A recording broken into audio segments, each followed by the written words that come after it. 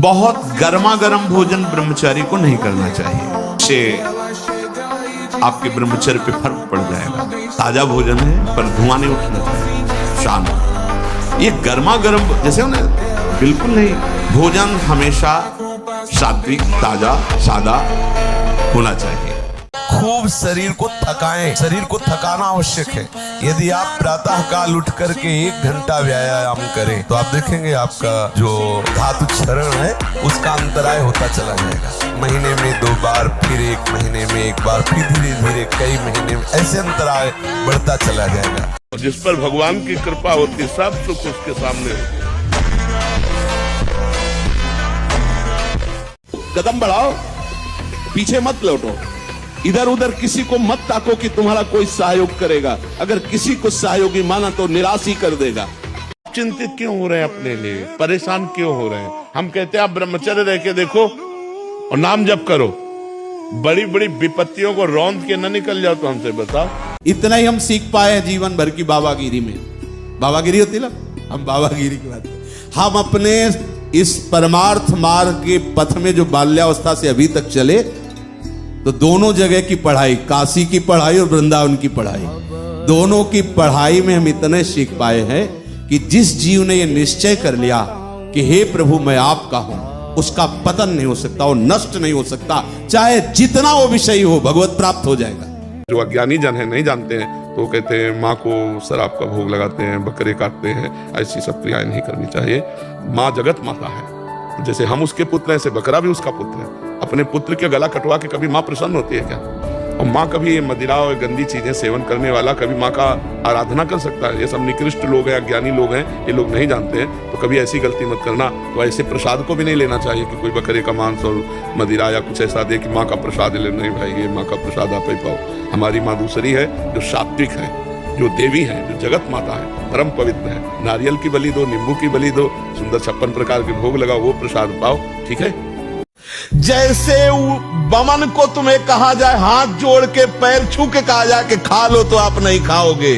ऐसे ही जैसे विष्ठा को आप नहीं खाओगे, ऐसे ही ब्रह्मादिक के भोग सब मलवत, बमनवत, विष्ठावत उसके लिए हो जाते हैं जो भगवत प्रेम में मत वाला हो जाता है, जो श्री कृष्ण चरणों का विश्वास मान लो, विश्वास मान लो। कुछ बातें ऐसी होती है जो केवल मान के ही चली जाती हैं।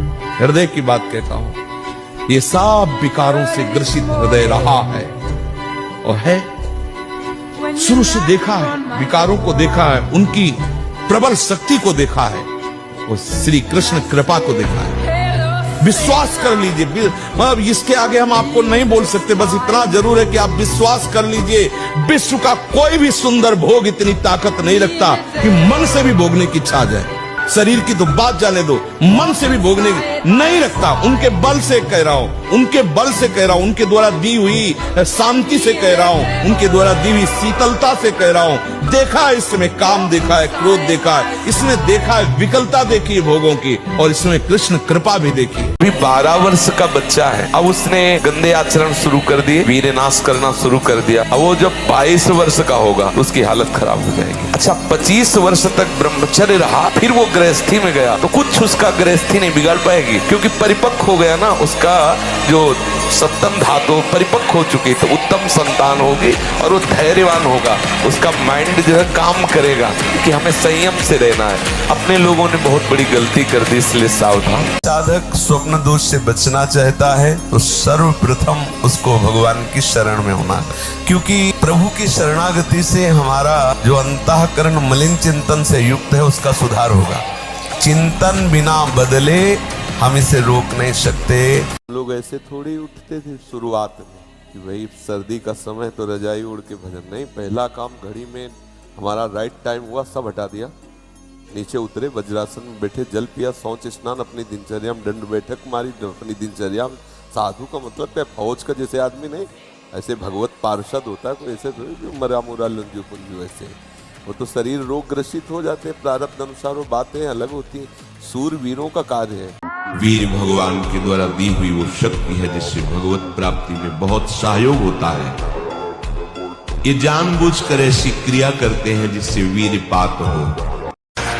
ये जो आप कृष्ण कृष्ण राधा राधा बोल रहे हैं, ये आपको कभी उदास नहीं होने देगा, कभी निराश नहीं होने देगा। तो फिर पूरे विश्व में कोई टेंशन युक्त होना ही नहीं चाहिए, क्योंकि सब मौज में लगे। जीवों की हत्या करके उनका मांस खाना, मदिरा पीना, व्यभिचार करना, नए नए व्यभिचार करना, तो सबको मस्त होना चाहिए। अगर हमको ये दिखाई दे कि तुम्हारी बात सत्य है तो हम सुने, सब टेंशन में है। कोई भी प्रभु को साक्षी करके बोले कि भजन के बिना किसी का हृदय शांत हो गया है, तो मुझे एक भी व्यक्ति विश्व में नहीं महापुरुषों ने देखा है अपनी दिव्य दृष्टि से। यदि अखंड ब्रह्मचारी वैराग्य मार्ग के पथिक हो तो चूक ना होने पावे प्रार्थना करते हैं। इंद्रियों को शिथिल ना होने देना, मन को शिथिल मत होने देना, नहीं तो ऐसा बंधन ये बांध देते हैं कि बड़े बड़ों को सर झुकाकर चलना पड़ता है, रौंद देती है माया। अगर विषय का नाश करके सच्चिदानंद रस में स्थित होना है तो जो ही कोई विषय आएगा तो सबसे पहले वो आश्रय प्रकट करेगा।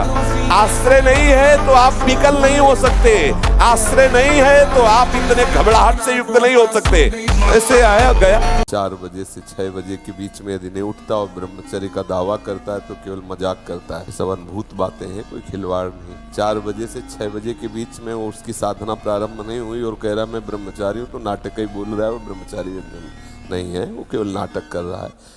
ब्रह्म मुहूर्त में तुम सो रहे हो, तुम ब्रह्मचारी हो, तुम साधु हो, तुम साधक हो, तुम साधना कर रहे हो, काय की साधना हो रही, केवल मनोरंजन हो रहा है, बेस की पूजा हो रही है।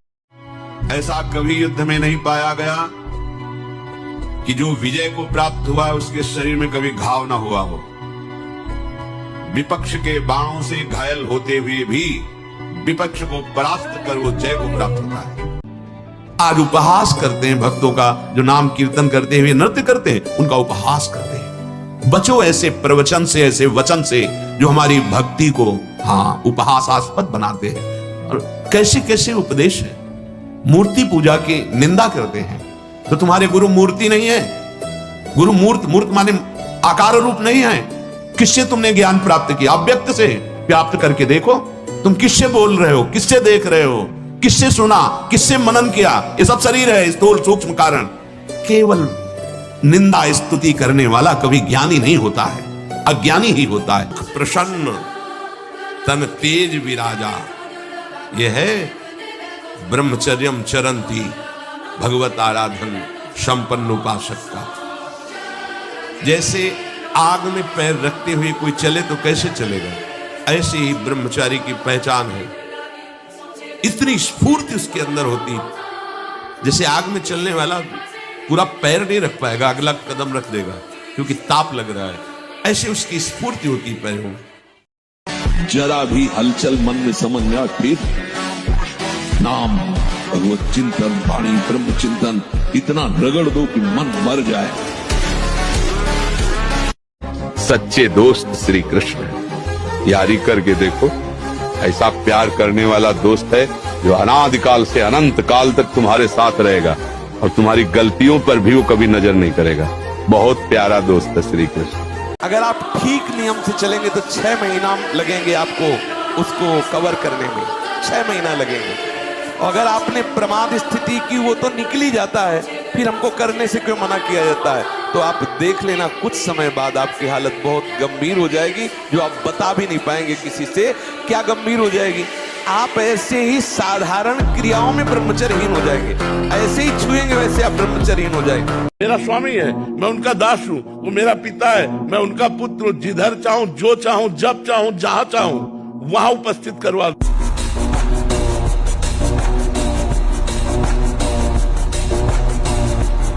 अगर आप ब्रह्मचर्य नहीं है तो ये मत करो।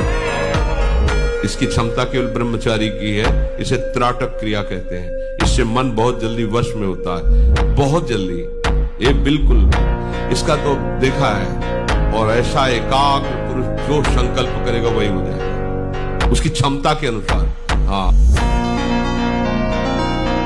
ये जो शुक्रपात, वीरपात, वीर स्खलन, स्वप्न दोष जिसे कहा जाता है, ये दैह की वीरपात और व्याधि की वीरपात। दैह की वीरपात जो स्वाभाविक हो जाता है उसमें बिल्कुल आपकी हानि नहीं, कोई दोष नहीं। और जो ये व्याधि की वीरपात है ये बहुत हानिकारक है, ये आपके जीवनी शक्ति को नष्ट कर देने वाला है, इसलिए इससे सावधान रहें। चाहे जितना कुसंग मिल जाए कोई फर्क नहीं पड़ता। हमारा निर्णय कमजोर है तो हम कहीं भी गिर सकते हैं। अगर हमारा निर्णय कमजोर नहीं है, पक्का है, तो कोई भी हमें नहीं गिरा सकता। सबसे बड़ी देवी माँ है, सबसे बड़ी पूजा माँ है। अगर अपनी माँ की सेवा कर ली तो भगवान को प्रसन्न करना। मान जाओ हमारी बात। महाराज जी, नाम जब भी यथासंभव करती हूँ महाराज जी, मुझ में घमंड या ईगो नाम जैसी कोई भी चीज नहीं है, फिर भी यही घमंड है।